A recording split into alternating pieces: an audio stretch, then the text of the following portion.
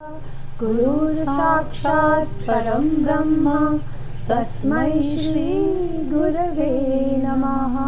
ओम सर्वे भवन्तु सुखिनः, सर्वे सन्तु निरामयाः, सर्वे भद्राणि पश्यन्तु, मा कश्चित् दुःखभाग् भवेत्।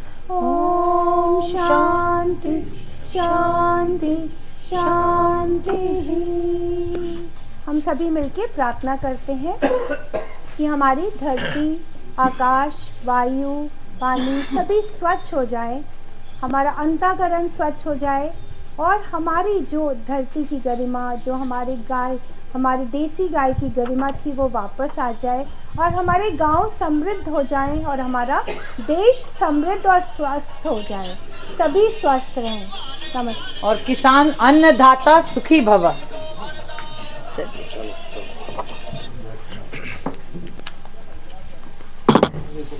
आइए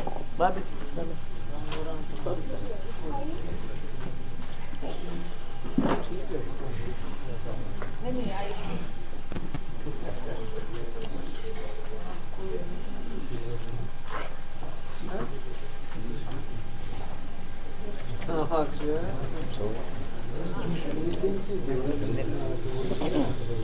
ज्ञान कीजिए, बोल रहे हैं आप। जाओ जाओ जाओ, आप जाओ, आप भी जाओ। की बात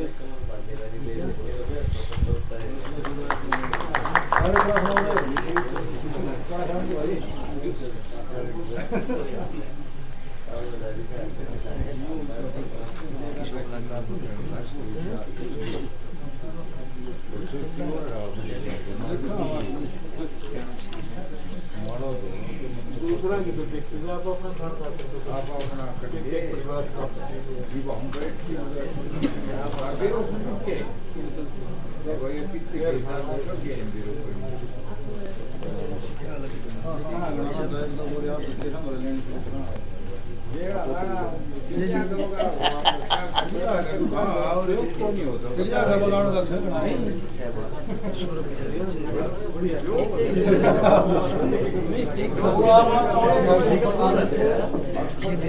एक दिन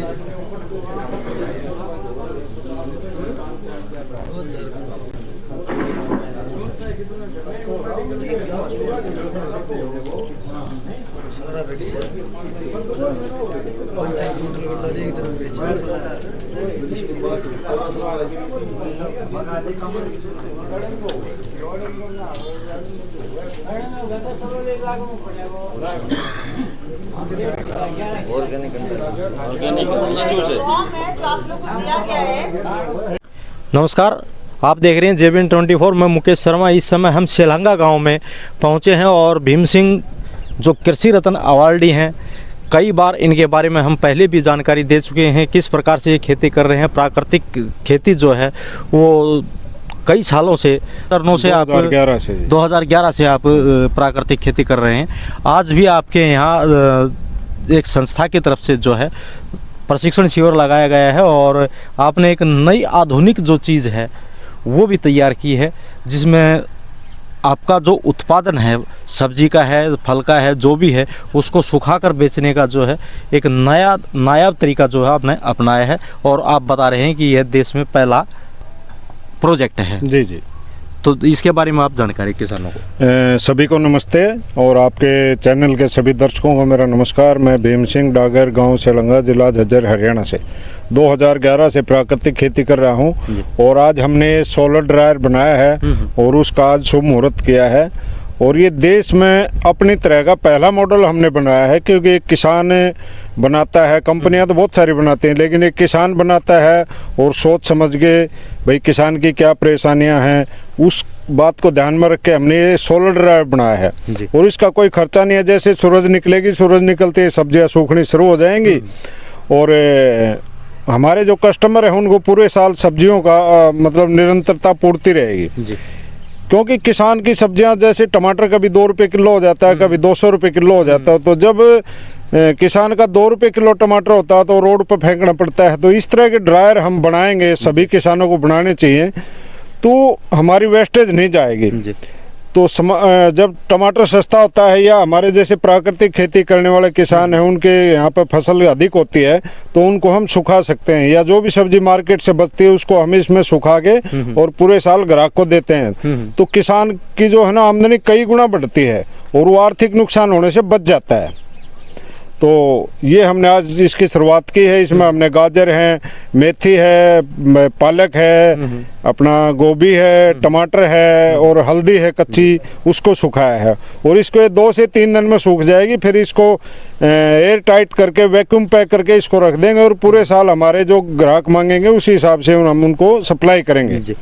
सूखा जो टमाटर है या कोई भी सब्जी है उसका रेट कितना होगा? क्योंकि ताज़ा सब्जियां जो होती हैं उसका रेट बहुत कम होता है और जो सुखाने के बाद जो सब्जियां तैयार रहेंगी हर सीज़न में लोगों को उसका स्वाद चखने को मिलेगा, तो इसमें कितना प्रभाव पड़ेगा और किसान की आमदनी कितने गुना तक बढ़ सकती है? इसमें ये देखिए जी, जैसे अभी हमारा गाजर जो है ना 60 रुपये किलो बेच रहे हैं हम, नेचुरल जो गाजर हैं 60 रुपये किलो बेच रहे हैं। अभी हमारे पास गाजर की अधिकता है तो इसको हम सुखाएंगे। सूखने के बाद जैसे हम 1 किलो गाजर सुखाते हैं तो हमें लगभग 100 से 120 ग्राम उसका सूखा हुआ माल हमें मिलता है और उसको हमें 1000 रुपये से लेके 1200 रुपये किलो तक बेचते हैं। तो हमारी गाजर होगी 100 रुपये किलो से भी ऊपर जी। आज हमारी ताज़ा गाजर का रेट लगाएं तो वो 100 रुपये से ऊपर होगी। पिछले दिनों जैसे फूलकुमार भाई ने और हमने मिलके टमाटर को सुखाया था तो सूखा हुआ टमाटर हमने सन ड्राई टमाटर जो था उसको 2000 रुपये किलो बेचा है, यानी हमारा ताज़ा टमाटर का रेट लगाएं तो वो 200 रुपये किलो होगा जी। तो इससे किसान की आमदनी कई गुना बढ़ सकती है और वेस्टेज कोई भी नहीं जाएगी। और ये कोई नई परंपरा नहीं है, हमारी पीढ़ियों से चली आ रही है। हमारे दादे परदादे जो है ना ग्वार की फलियां सुखाते थे, कचरी सुखाती थी। राजस्थान में जैसे कैर है, सांगरी है, इन सब को सुखाते हैं। आज जो सांगरी है उसकी INA जो विश्व लेवल की मार्केट है उसमें 2 से 2500 रुपये प्रति किलो के हिसाब से बिक रहा है। तो किसान इस तरह के छोटे छोटे तरीके अपनाएंगे तो वो घाटा नहीं होगा। और सरकार की तरफ हमें नहीं देखना चाहिए एक सरकार हमें सब्सिडी देगी ये करेगी। अब हमने भी अपना एक संकल्प लेके इसको बनाया है, अपने हिसाब से बना लिया और सरकार के भरोसे बैठे रहेंगे, वहाँ दफ्तरों के चक्कर काटते रहो और हमें वही ढाक के 3 पात मिलते हैं। तो किसान अपना थोड़ा दिमाग लगाए और अपने हिसाब से काम करे, कोई मुश्किल काम नहीं है। आज किसान ही देश से बड़ा साइंटिस्ट है। किसान खेत में प्रयोग करता है, उसी से हमारे वैज्ञानिक सीखते हैं और उसी बात को आगे बढ़ाते हैं। तो किसान को कभी भी कम मत आंकिए, उसको लगन होनी चाहिए। तो इस तरह से हमारी सब्जियों को हम खराब होने से बचा सकते हैं। कोई भी अनाज जैसे दालें वगैरह बनाते हैं उसमें नमी है तो उसमें भी उसको भी हम इसमें सुखा सकते हैं। ये पूरा एयर टाइट है, ना इसमें कोई कीट पतंग जाएगा, ना धूल मिट्टी जाएगी, एकदम ये पूरा स्वस्थ रहेगा और ना ही कोई फंगस लगेगी। और इसका जल्दी सूखने का कारण ये है कि बाहर का अगर तापमान 30 डिग्री है तो ये 40 डिग्री से 45 डिग्री अंदर हो जाता है। हमारा आप बच्चे थे पढ़ते थे जब देखो सूरज की तरफ शीशे होकर के कागज को जला देते थे, तो इसमें जो है ना 1.5 गुना 1.25 गुना इसकी तापमान बढ़ जाता है और इससे सब्जियां जो है ना जल्दी सूख जाती हैं। एक चीज़ और सामने आई, क्योंकि आप प्राकृतिक खेती कर रहे हैं, सरकार एक तरफ हेलीकॉप्टर से, ड्रोन से और स्प्रे के बारे में जानकारी दे रही है, उसको बढ़ावा दे रही है। दूसरी तरफ प्राकृतिक खेती जो है उसको भी बढ़ावा देने के लिए उस पर बजट खर्च कर रही है। कई संस्थाओं को जो है अलग अलग जागरूकता के लिए वो दिए हैं। किसानों को भी आप बार बार जागरूक करते रहते हैं, आज भी आप जागरूक कर रहे हैं, क्योंकि आज जहर जो है वो हर तरफ फसलों में फैला हुआ है और वो जो है अनेक बीमारियां जो है उनका कारण भी बन रही हैं। तो इस बारे में आपका क्या कहना है, क्योंकि दोनों तरफ सरकार बजट खर्च कर रही है, देखिए उसको भी बढ़ावा दे रही है और इसको भी बढ़ावा। कोई भी सरकार है उसको देश को चलाने के लिए चारों तरफ का ध्यान रखना पड़ता है और किसी हमारा देश नहीं, पूरे देश दुनिया में जाके देखिए, कंपनियां कहीं ना कहीं प्रभावित करते हैं और हर सरकार को प्रभावित करते हैं। ये ड्रोन तकनीक है, बहुत अच्छी बात है, किसानों के इसमें मेहनत कम लगेगी, लेकिन ये 200 एकड़ 500 एकड़ के क्षेत्र में, एक बड़े क्षेत्र में स्प्रे करनी है तो कामयाब है। अभी हमारा छोटा खेत, हम प्राकृतिक खेती करें और पड़ोस में ड्रोन रासायनिक की खेती करेगा तो हमारा तो सब कुछ मड़िया मेट हो जाएगा, हमारी खेती तो खत्म हो जाएगी। वही चीजें कह रहे हैं, तो इस प्रकार से किसानों को कैसे बचाया जा सके? ऐसी सरकार की पॉलिसी। हाँ, इससे अगर सरकार इस तरह की पॉलिसी बनाती है तो हमारे जैसे जो तपस्वी किसान है, जिन्होंने 10-10 15-15 साल हो गए धरती माता को बचाने के लिए तो जो तपस्या करे हैं, उनकी तरफ भी ध्यान देना चाहिए कि हमारा क्या होगा। या तो एक क्लस्टर बनाएं, उस पर ग्रीन बाउंड्री लगाएं, हरे पेड़ लगाएं बड़े बड़े, और फिर ड्रोन से स्प्रे करें तो हमारी खेती बच सकती है। तो सरकार को इस तरफ देखना चाहिए, हमारी तरफ भी देखना चाहिए और धरती माँ की तरफ भी देखना चाहिए। अकेले नहीं, नई नई तकनीक आ गई तो किसान डेवलप हो जाएगा। एक किसान डेवलप होगा, इधर वाला मरेगा, रासायनिक आएगी तो हमारे सैंपल फेल हो जाएंगे, तो कैसे प्राकृतिक खेती को बढ़ावा मिलेगा?